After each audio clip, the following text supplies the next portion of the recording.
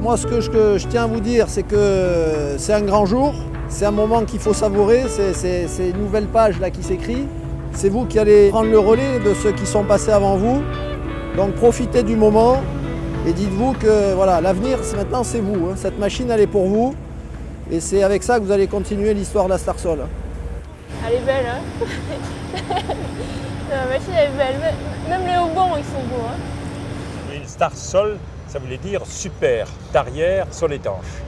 Starsol. Et de notre côté, ça veut dire l'étoile du sol, l'étoile du sol. Monsieur Bollinger, oui. C'est vous qui avez lancé l'aventure Starsol, puisque c'est vous qui avez inventé ce procédé. Comment ça s'est passé au départ? Oui, c'est sur l'étanche, on avait de plus en plus de concurrence et nous, on a dû développer une nouvelle machine qui était plus performante et plus puissante parce qu'on était en perte de vitesse dans le secteur des pieux. J'ai commencé en 1984 par rechercher chez nos concurrents ce qui se faisait et pour ça, j'ai fait un tour d'Europe avec Karl Bollinger et on est allé voir tous nos concurrents, d'abord en France, ensuite en Espagne, en Italie, en Allemagne, en Hollande, en Belgique, en Angleterre.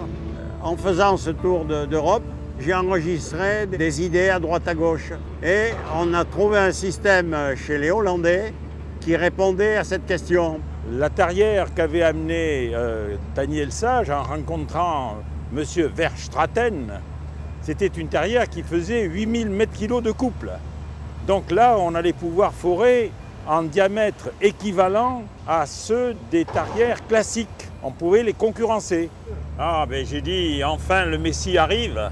Les pieux à tarière continue permettaient de forer dans un premier temps, jusqu'en bas au fond du trou, et ensuite d'envoyer le béton par le tube central en remontant la tarière. Il n'y avait qu'une seule manœuvre.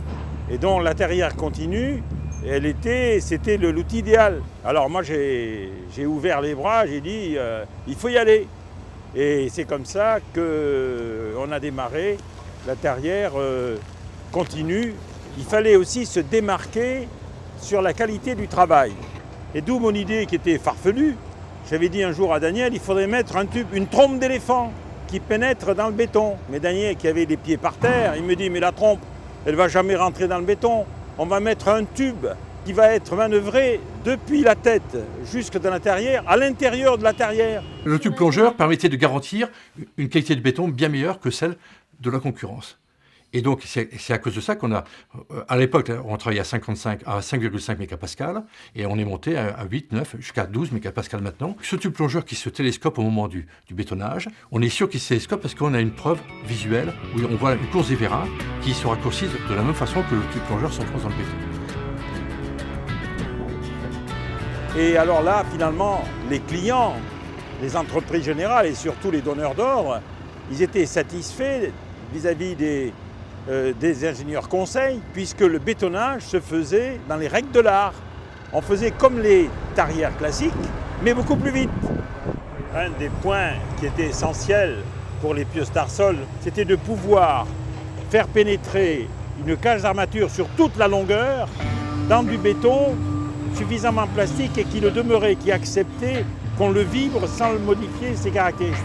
Ça a été presque, je veux dire, aussi important que l'invention de l'outil tarière continue avec le tube. Vous pouvez bien lui laisser les commandes un peu? Je vais pas monter la manip. Alors, on n'avait pas ça, on n'avait pas l'enregistreur de paramètres ici. Disons que ça c'est la modernité du truc. Ça on l'avait pas non plus. Hein. Non, Je suis content que ça ait continué à exister et puis que le principe de base était bon, la preuve. Et on continue à fabriquer, à améliorer les machines, ça progresse. Je suis émerveillé, quoi. Et je suis fier d'avoir fait le coup d'envoi, quoi. Voilà, précurseur en fait. Et des gens comme Manu, ça me fait chaud au cœur de les retrouver parce que c'est eux qui ont fait la boîte, quoi. Je suis arrivé en pleine évolution de la Starsol en fait. Ouais. Il avait commencé avec 2-3 machines et moi je suis arrivé juste après quand ça a commencé vraiment à grossir et voilà, quoi. Les enregistrements de paramètres permettent de savoir la profondeur du pieu, le diamètre du pieu, la compacité des terrains rencontrés, et sont affichés au fur et à mesure que le pieu se fait. Donc ça permet à la fin du pieu d'avoir une bande papier qui donne la longueur du pieu, ses surconsommations, la résistance du terrain, enfin tout ce genre de choses. Ça, c'est l'embessol de la machine. Donc maintenant, on n'a même plus besoin d'aller chercher la cabine, l'enregistrement papier. On peut être à quelques centaines de kilomètres et on peut vérifier que les pieux se font bien. La concurrence à l'époque enregistrait ces paramètres sur une disquette qui était envoyée à l'entreprise et qui n'était traitée par l'entreprise qu'une semaine ou 15 jours après, une fois que le chantier était fini. Donc dans notre système, tout le monde peut voir tout de suite le résultat du pieu. En fait, on a des capteurs à peu près pour tout. On mesure le pull down, on mesure la consommation de carburant de la machine, on a des alertes si les filtres sont bouchés, on a toutes les températures du moteur. Et donc on travaille beaucoup plus sur ces enregistrements de paramètres pour comprendre comment la machine fore, quelles sont les caractéristiques de terrain, comme vous avez dit, et vérifier toujours la qualité des pieux. Donc l'idée, c'est de ne plus faire des pieux à la profondeur, mais de les faire à la tonne, avec la capacité portante en tonnes du pieu qui s'affiche au fur et à mesure du forage. Et l'opérateur, au lieu de s'arrêter à 20 mètres de profondeur, il va s'arrêter par exemple à 200 tonnes. S'arrête à la portance. Voilà, c'est ça. Oui, ce document, c'est émouvant parce que c'est pour moi une pièce de musée. Ça fait, je n'ai pas compté combien, est-ce que ça fait de 30 ans, hein, c'est ça qu'on a fait ça. Le cahier des charges, c'était le premier dans l'histoire. À ma connaissance, ça n'existait pas, il n'y avait pas de référence. Alors, le cahier des charges, à la base, c'est le moyen autorisé de déroger à la règle commune que constitue le document technique unifié, c'est-à-dire le DTU, en l'occurrence le DTU 13.2, qui s'impose à tout le monde. L'astuce de Soletanche à l'époque, c'était de sortir de ce rail commun et obligatoire, pouvoir bénéficier de règles, de coefficients meilleurs, leur permettant d'avoir des meilleures performances officielles pour les Starsol qu'ils vendaient, et donc d'avoir un point d'avance sur la concurrence. En fait, quand vous avez commencé avec la Starsol, avec ces premiers essais de chargement, ce qui s'est passé, c'est que ces essais aussi ont créé une base de données d'essais qui ont fait que ce pieu, il est spécifique aussi par son dimensionnement. En fait, on gagnait aussi en compétitivité, non seulement sur la façon de faire le pieu, mais aussi sur la façon de le dimensionner. Aujourd'hui, le procédé Starsol, c'est à la fois le matériel et le cahier des charges. Et en fait, l'un va pas sans l'autre. Si on ne peut pas dimensionner en Starsol, finalement, ça ne sert à rien d'avoir ce matériel-là. En fonction de tous ces enregistrements de paramètres qu'on arrive à obtenir en forant et en bétonnant, et avec les essais de chargement qu'on a fait, on arrivera absolument à avoir un dimensionnement meilleur que ce qu'on avait précédemment avec des pieux à la boue. À partir des essais sur lesquels on a fait des études, on a pu valider un frottement meilleur le long du fût, une pointe meilleure et un taux de travail du béton meilleur. Donc à chaque fois, pour la même quantité de béton qu'on met dans le sol, pour un pieu de 20 mètres de long et de 40 cm de diamètre par exemple, notre pieu va porter 20, 30 ou 40% de plus que le pieu de la concurrence. Sur la base des 55 essais qu'on a réalisés pour les pieux Starsol, on a une fiabilité qui est 4 fois supérieure à la fiabilité des essais de la norme.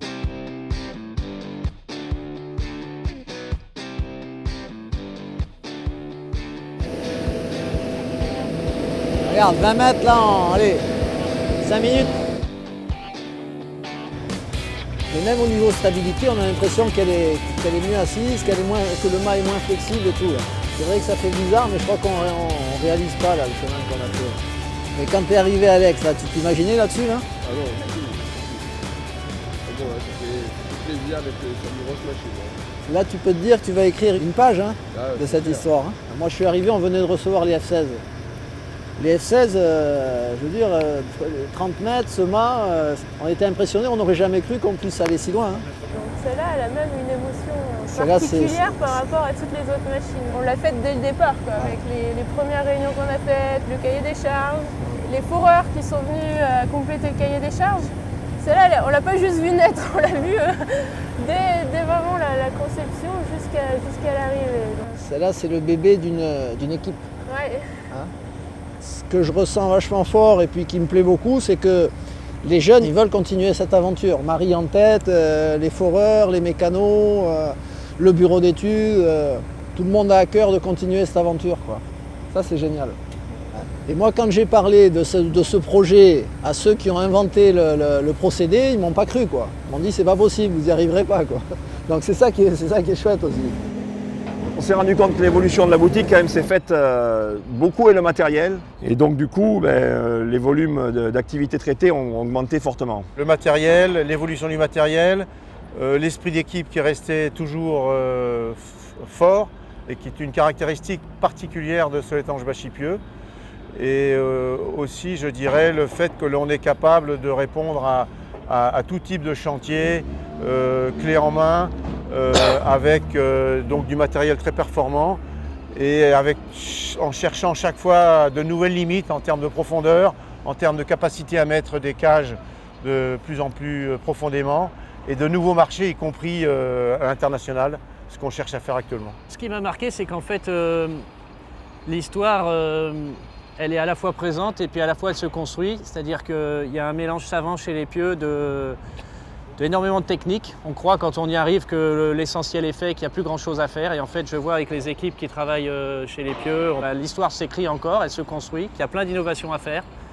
Je retiens aussi qu'on a beaucoup progressé sur la sécurité, c'est aller avec les machines, mais ça a vraiment, je pense, on a vraiment pris un tournant. Monsieur Bollinger, on est en train de finir la construction de la plus grosse machine de tarière continue au monde.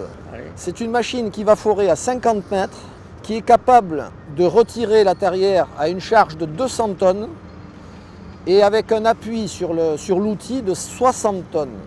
C'est une machine qui va peser plus de 300 tonnes et on compte bien encore avec cette machine franchir un nouveau pas et gagner des nouvelles parts de marché dans le monde entier.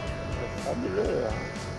Vraiment, félicitations. Et c'est une machine qu'on a mis 3 ans à concevoir et 1 année complète à construire dans les ateliers de Fondex, IHC maintenant. Et c'est une machine qui va s'appeler la F5000. F5000. Voilà.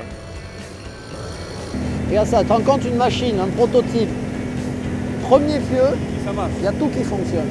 C'est pas beau ça? Soletanche get us the correct information of all the experience Soletanche had all that years, so they give us the input what they like to have the correct system. So at that time we have many meetings with the specialists of Soletanche. So they give us instructions what they prefer, what it has to look like, but most important that it was working very well. Yeah, we are more than proud on the product what you see behind us. That's I am very proud on this product. Nice. Yes, very well made. Ça me fait plaisir de voir cette nouvelle machine ici, hein, qui va augmenter les diamètres et les profondeurs. Hein, et je pense que ça va ouvrir des marchés nouveaux qu'on n'avait pas à l'époque. Hein. Tout à fait. Yes, for sure they are pioneers. Soletanche is worldwide well known for pioneers. On nous demande de créer des choses et c'est un défi pour nous à chaque fois, c'est un nouveau challenge. C'est ça qui nous pousse, qui nous fait avancer et c'est un peu l'intérêt qu'on a dans notre métier de mécanicien au sein de Soletanche Bachy. Soletanche has many prototypes in the past and still they have. We started with F16, I know that was already a prototype. We started with the 3500, it was also a prototype for Soletanche. And now we have... You are the tester for the company. So, and that makes the relation so good that they are willing to make steps, even if it's a prototype, because when you have a prototype, you are in front in the market and not back at the market. So. Alors ensuite, au niveau du développement, on a essayé de se diversifier pour toujours garder une petite avance sur la concurrence. Et là, dernièrement, on vient de mettre au point un système donc, qui s'appelle le PieuTipile, qui est un système d'ergot qui permet d'obtenir une rainure dans les pieux. Et cette rainure, elle nous permet d'augmenter la portance des pieux avec un même diamètre. Donc on fore, à la fin du pieu, on vient sortir l'ergot et on remonte en formant une hélice dans le sol. Ah, ouais. Et ça nous permet de bétonner et d'avoir un pieu avec une forme d'hélice. Tous ensemble, il y a eu des recherches, des essais qui nous a amenés au final à trouver un angle d'attaque afin de passer les couches dures, avoir moins d'usure et avec une lame d'attaque à peu près 60 degrés. En fait, grâce au système Starsol inventé à l'époque, avec le mouvement de la pointe pilote, on a réutilisé ce mouvement pour sortir notre fameux ergot mécanique pour pouvoir faire nos pieux rainurés. Voilà, donc en fait, on s'est servi de votre innovation pour créer la nôtre. Ah oui, très bien. C'est une bonne invention, c'est excellent, vraiment. Vous avez réussi à caser cette technologie rétractable, eh bien bravo. Ça, c'est quand la nouvelle équipe a reçu le prix d'innovation, qui est ceci en fait. Donc ça, ouais. Si tu veux, c'est 30 ans après nous, ça. Moi, j'étais présent au prix d'innovation en 87. Alors ça, c'est du coup qu'on a reçu le prix. Nous, quand on a gagné ce prix avec Gérard, la première chose à laquelle on a pensé, c'était à vous. C'était de se dire, vous aviez gagné à l'époque et nous, on est là aujourd'hui, on sait encore faire évoluer le procédé. Moi, ce qui me plaît, c'est de voir qu'on continue à évoluer en fin de compte. La machine n'est pas statique, elle continue à se développer et ça, c'est extraordinaire. Une machine qui a plus de 30 ans, qui est toujours en fait au top. Et sur le principe même, fondamentalement, elle n'a pas changé en fin de compte. C'est toujours la même machine. Et ça, c'est extraordinaire. Aujourd'hui, on utilise un pull down qui pousse à 40 tonnes sur l'outil et ça nous permet aujourd'hui de forer dans des terrains rocheux très très durs qu'on n'arrivait pas à forer avec les premières foreuses. À propos des terrains qui sont extrêmement durs à pénétrer, il faut dire que les toutes dernières capacités des pieux Starsol, disons, les possibilités permettent aujourd'hui de pénétrer et faire des encastrements, comme nous disons, dans ce type de matériaux, ce qui n'était pas faisable avant. Et ça, c'est je dirais, une vraie révolution. Ça ouvre, disons, des possibilités fantastiques. Et ça, c'est très important et intéressant. Et après, on a toujours cherché à augmenter la sécurité sur les machines. Donc, c'est les méthodes de montage de tarière, les méthodes de relevage de la machine, la stabilité. Il y a toujours eu une recherche constante sur la sécurisation des machines. La première chose qu'on a faite, c'était le décroteur de tarière. Sur ces machines de tarière continue, il y a un gros risque, c'est que quand vous remontez la tarière, vous avez un paquet de terre qui est collé à la tarière.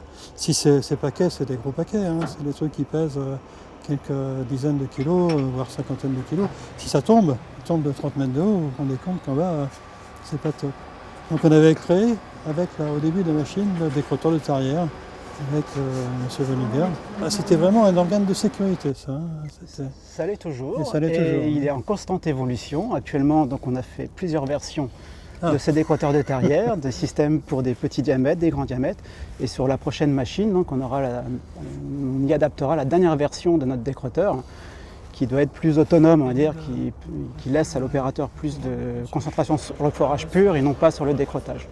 On a appelé ça singe intelligent. Pourquoi ? Parce que le singe est capable automatiquement de gérer les efforts mécaniques qui sont induits sur les pièces mécaniques.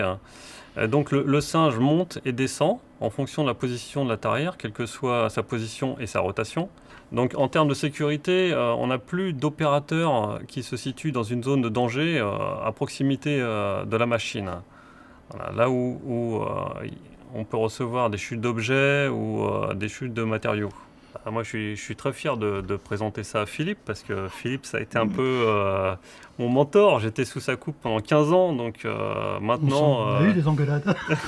Ça n'a pas été toujours facile, il y a eu des hauts et des bas. Et en fait, voilà, la continuité, elle se fait. Et finalement, tout ce qui est enseigné, ça sert actuellement... on voit qu'il y a un peu de sa patte là, derrière ce qu'on dessine. Moi, ce qui me frappe dans cette entreprise, c'est qu'il y a une continuité. C'est une entreprise qui a une âme. C'est ce qui m'a frappé le premier jour où je suis arrivé. Je me suis aperçu tout de suite que chaque salarié de l'entreprise était passionné par ce qu'il faisait, était attaché à l'entreprise. Et je pense que c'est le premier ingrédient pour réussir ce qu'on a réussi de toutes ces années. C'est très varié ici ce qu'on peut faire. On touche un peu à tous les domaines Hein, parce que faire une machine comme ça touche, il y a de l'électronique, il y a de l'électricité, il y a de l'hydraulique, il y a de la mécanique, c'est extrêmement varié. Donc c'est super sympa à créer des choses. Vous n'êtes pas cantonné à une seule tâche, vous avez une vision globale de toutes les machines. Et c'est quand même vachement intéressant. Ça va même plus loin que ça, c'est-à-dire les personnes qui sont à la conception ici vont également faire la mise en route des machines. Ils vont aller sur les chantiers, ils vont regarder comment elles fonctionnent et ils vont avoir les retours des utilisateurs directs. Donc ça c'est superbe, quoi. On n'est pas à faire que du plan, point final. Ici, chez Soletanche, on nous laisse la liberté de créer, de développer notre matériel. Alors, de toute façon, quand on avait des problèmes, on a été souvent ensemble à essayer de régler des problèmes sur des machines. Hein.